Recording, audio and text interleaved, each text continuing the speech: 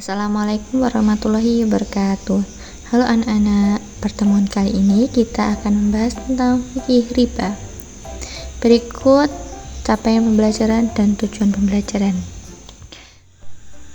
Halo teman-teman, kalian udah tahu belum sih apa itu riba? Riba berasal dari bahasa Arab yaitu ar-riba yang artinya tambahan atau kelebihan. Dalam istilah syariah, riba adalah tambahan atau kelebihan yang dikenakan dalam transaksi pinjam-meminjam atau jual beli yang tidak sesuai dengan ketentuan syariah Islam. Lebih rincinya, yuk kita simak video ini. Halo anak, apa kabar? Halo Elsa, alhamdulillah kabar aku baik. Kalau kamu gimana? Alhamdulillah baik. BTW, kamu mau kemana? Oh, aku mau pergi ke toko buah. Wah, kebetulan aku juga mau ke sana. Boleh bareng nggak? Boleh banget tuh, yuk. Wah, akhirnya sudah sampai. Aku mau beli buah mangga. Kalau kamu mau beli buah apa, Ana? Aku mau beli buah melon. Udah belum kamu? Udah sih, itu doang. Tapi boleh nggak aku pinjam uang kamu dulu? Soalnya aku baru sadar dompet aku ketinggalan di rumah. Boleh. Berapa totalnya punya kamu? Totalnya 20.000. Besok deh aku tuker jadi 30.000. Nggak boleh Elsa, itu namanya riba, dosa. Kan kamu sudah baik meminjamkan uang sama aku. Iya Elsa, tapi kamu kembalikan sesuai jumlah yang kamu pinjam saja. Maaf, sepertinya saya tidak sengaja mendengar percakapan kalian tentang riba. Kak Asep, ini Kak, kenapa riba dianggap dosa? Jadi gini Elsa, riba dianggap dosa dalam Islam karena riba menyebabkan satu pihak mendapatkan keuntungan tanpa usaha, sementara pihak lain kehilangan haknya. Jadi dapat merugikan orang lain. Riba dapat memperlebar jurang antara si kaya dan si miskin karena kekayaan hanya beredar di kalangan orang-orang tertentu, menjadi menimbulkan ketimpangan sosial. Riba merugikan masyarakat secara keseluruhan karena tidak ada pertumbuhan ekonomi yang sehat dan adil, yaitu menghalangi kesejahteraan masyarakat.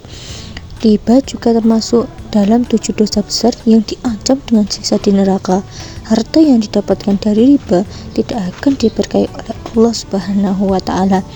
Orang yang memakan riba, doanya tidak akan dikabulkan, dan orang yang makan riba akan disiksa di neraka.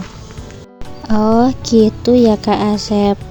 Bahkan di Al-Quran pun sudah tercantum dalam Al-Quran surah Ar-Rum ayat 39 yang bunyinya A'udzu billahi minasyaitonir rajim. Bismillahirrahmanirrahim.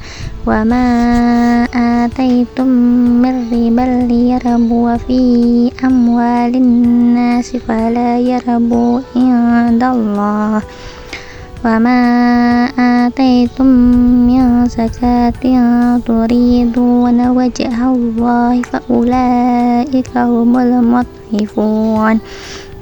Yang artinya, riba yang kamu berikan agar berkembang pada harta orang lain tidaklah berkembang dalam pandangan Allah.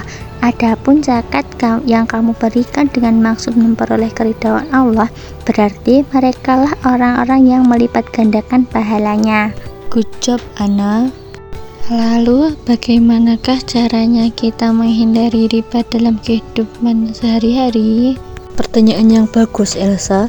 Nah, cara kita menghindari riba dalam kehidupan sehari-hari, kita dapat gunakan bank syariah, koperasi syariah, dan asuransi syariah yang mengikuti prinsip-prinsip syariah dan tidak mengenakan bunga. Ini sangat membantu menghindari transaksi yang melibatkan bunga atau keuntungan yang tidak adil.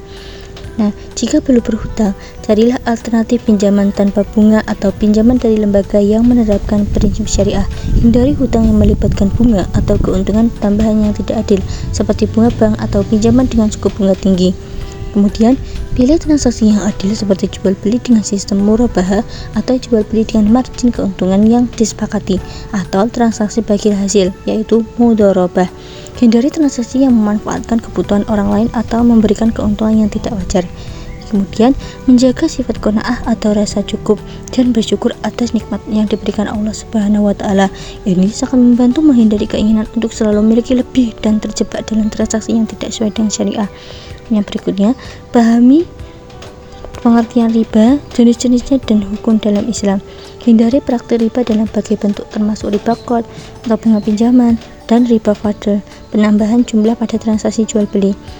Yang terakhir, jika ada keraguan mengenai suatu transaksi, konsultasikan dengan ahli agama atau ulama yang memahami fikih muamalah atau ilmu hukum ekonomi Islam. Konsultasi membantu memastikan bahwa setiap transaksi yang dilakukan sesuai dengan prinsip-prinsip syariah. Wah, makasih Kak Asep. Saya jadi tahu hukum tentang riba. Sama-sama, Elsa. Wah, bagaimana teman-teman setelah kalian tonton videonya? Semoga kalian paham ya apa itu tentang riba. Nah, saya di sini akan menyimpulkan sedikit tentang riba. Riba bukan sekedar masalah ekonomi, tetapi juga masalah akidah dan moral dalam Islam. Karena itu, sangat penting bagi setiap muslim untuk menjauhi riba dan berhati-hati dalam semua bentuk transaksi agar tidak terjerumus dalam hal yang diharamkan Allah Subhanahu wa taala. Oke anak-anak, semoga kalian senang dengan pembelajaran kali ini.